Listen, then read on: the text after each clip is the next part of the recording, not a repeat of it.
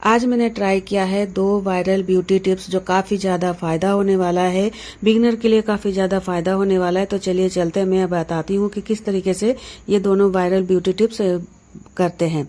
तो इसी तरीके से मैंने क्या किया है, अपने आंखों के आसपास के जितने भी डार्क सर्कल है उसे गायब करने के लिए, उसे हाइड करने के लिए मैं लिपस्टिक का अप्लाई कर रही हूँ, ये जो काफ़ी ज़्यादा इंटरनेट में वायरल हो रहा है। तो इसी तरीके से मैं अपने आंखों के आसपास में लिपस्टिक को अप्लाई कर लूँगी ताकि हमारे जितने भी डार्क सर्कल है वो हाइड हो जाए। तो इसी तरीके से आप अप्लाई आराम से कर सकते हैं। अगर आपके पास कंसीलर नहीं है और आपको दिक्कत होती है कि आपके डार्क सर्कल को किस तरीके से हाइड करना है, मेकअप करने टाइम में काफ़ी ज़्यादा दिक्कतें आती है, तो इसी तरीके से मैंने क्या किया है, रेड कलर का लिपस्टिक लेके अपने आंखों के आसपास में अप्लाई कर दिया और उसके ऊपर मैंने क्या किया है, फाउंडेशन अप्लाई कर दूंगी।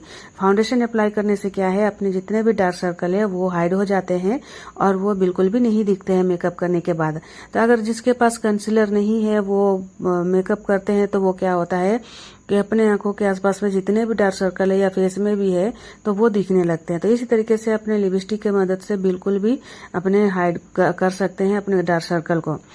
तो इसी तरीके से मैंने क्या किया, फाउंडेशन अप्लाई करने के बाद में अच्छे तरीके से ब्यूटी ब्लेंडर से ब्लेंड कर लूंगी। तो इस तरीके से ब्यूटी ब्लेंडर से ब्लेंड करने के बाद में अच्छे तरीके से आप देख सकते हैं मैंने ब्लेंड किया तो वो हाइड हो गए। तो इसी तरीके से आप हाइड कर सकते हैं, देख सकते हैं मैंने बहुत ईजी तरीके से हाइड कर लिया है।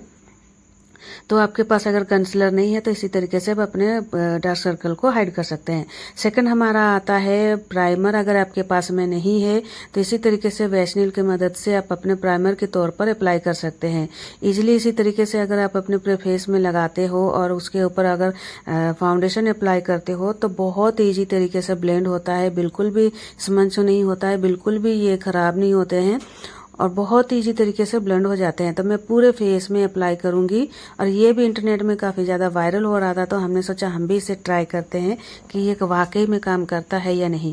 तो मैंने क्या किया, पूरे फेस में वैसनील को अप्लाई कर लिया है ये प्राइमर के तौर पर और उसके ऊपर मैंने क्या किया है, फाउंडेशन अप्लाई कर लिया है। तो फाउंडेशन आपके पास जो भी अवेलेबल है उसे आप अप्लाई आराम से कर सकते हैं।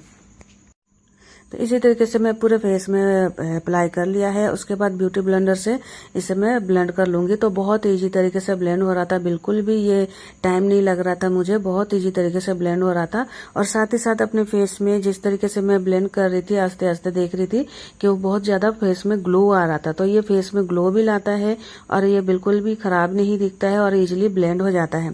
तो इसी तरीके से मैंने पूरे फेस में अप्लाई कर लिया है और फेस में अप्लाई करने के बाद थोड़ा सा अगर आप मेकअप कर लेते हो तो ये बिल्कुल भी नहीं पता लगता है कि आपने प्राइमर अप्लाई किया है या फिर वैसनील का अप्लाई किया है। तो आप देख सकते हैं मेरा फेस कितना ज्यादा ग्लो कर रहा है। तो इसी तरीके से आप अगर प्राइमर नहीं है तो आप वैसनील की मदद से प्राइमर के तौर पर आप अप्लाई कर सकते हैं। देख सकते हैं कितना ज्यादा ग्लो कर रहा है मेरा